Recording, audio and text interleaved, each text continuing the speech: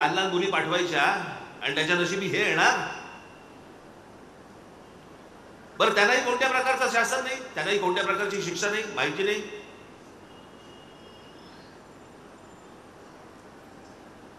याचं कारण तुम्हाला फक्त भरकटवत राहायचं, भरकटवत. मागे तो एक विषय काढला होता, अरबी समुद्रामध्ये छत्रपती शिवाजी महाराजांचा पुतळा.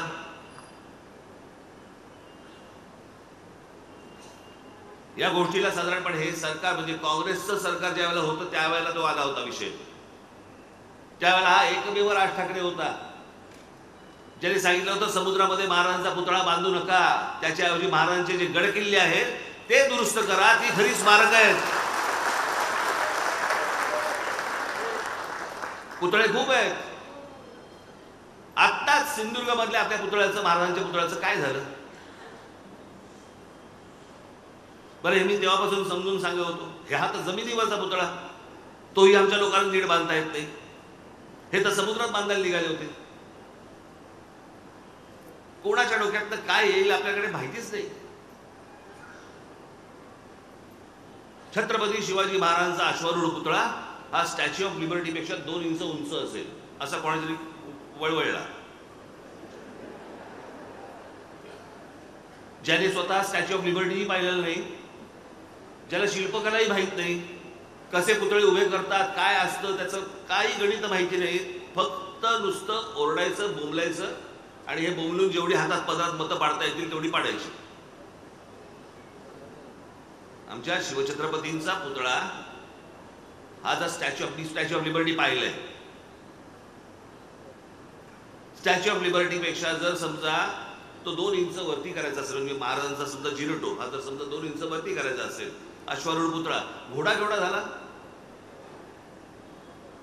कोण शिल्पकार बांधणार आहेत?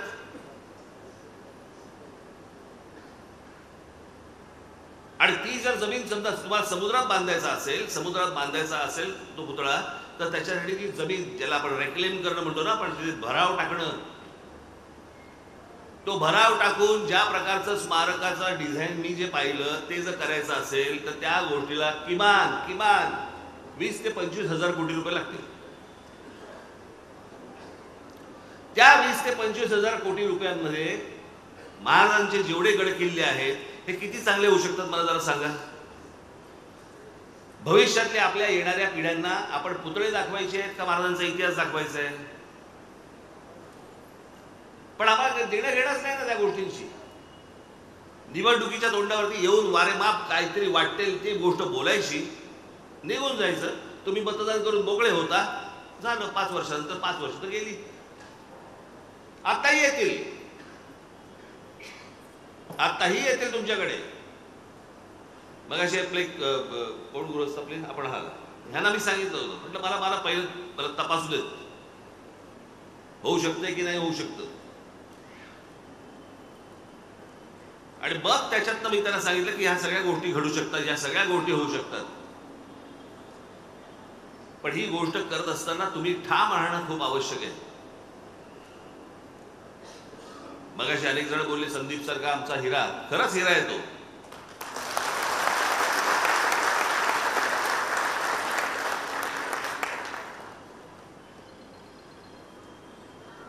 बाकीचे पण आहेत तसं.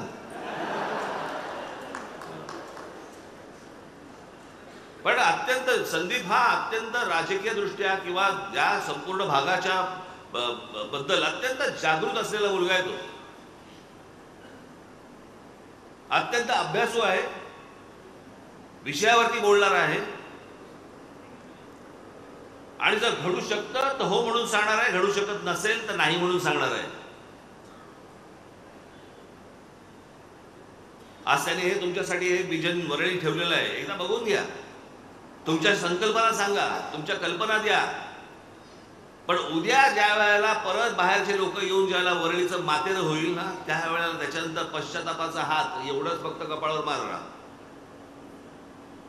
दुसऱ्यांच्या हातामध्ये या सगळ्या गोष्टी द्यायच्या, बाकीचे सगळे निघून जातील. कोणी तुम्हाला तोंड दाखवणार नाहीयेत, कोणी हाताला पण लागणार नाहीयेत. पण आम्ही सदैव तुमच्या बरोबर आहोत. हा भाग चांगला व्हावा, हा भाग चांगला व्हावा. अहो, वरळीचा किल्ला आहे आमचा इकडे, तिथे तो मायूंचा किल्ला, तो मागे आम्ही सोडून घेतला.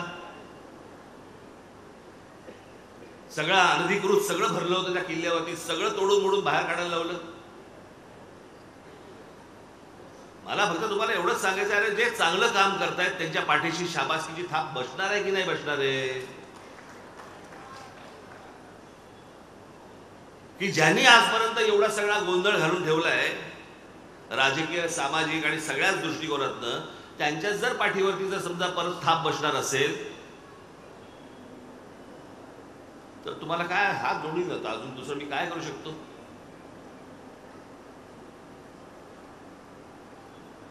कोण उपयोगाला येतं आणि कोण उपयोगाला येत नाहीये एवढा फक्त विचार करा आणि पुढे जा. आज वरळीच्या या सर्व समस्या लवकरात लवकर सुटोत, त्यासाठी आमच्याकडनं जे काही प्रयत्न करण्यासारखे असतील एवढे प्रयत्न 100% आमच्याकडनं होणार म्हणून तुम्ही लक्षात ठेवा. हे तुमच्याशी राज ठाकरे बोलतोय, दुसरा तिसरा कोणी माणूस बोलत नाहीये. जे माझ्याकडनं होणं शक्य आहे तेवढं आहे म्हणून समजा, आणि हे होत असतील तर मला गृहीतही धरा, एवढं आपल्याला सर्वांना सांगतो. आपल्या सर्वांची रजा घेतो आणि आज इथे जे काही वरळीचं काय प्रदर्शन इथे जे भरवलेलं आहे, आपल्या सूचना दिल्याशिवाय इथून कृपा करून जाऊ नका. आपल्या सूचना महत्त्वाच्या आहेत, त्या सूचना दिल्यानंतरच आपण बाहेर जावं एवढीच फक्त आपल्या सर्वांना विनंती करतो आणि आपल्या सर्वांची मी रजा घेतो. धन्यवाद. जय हिंद.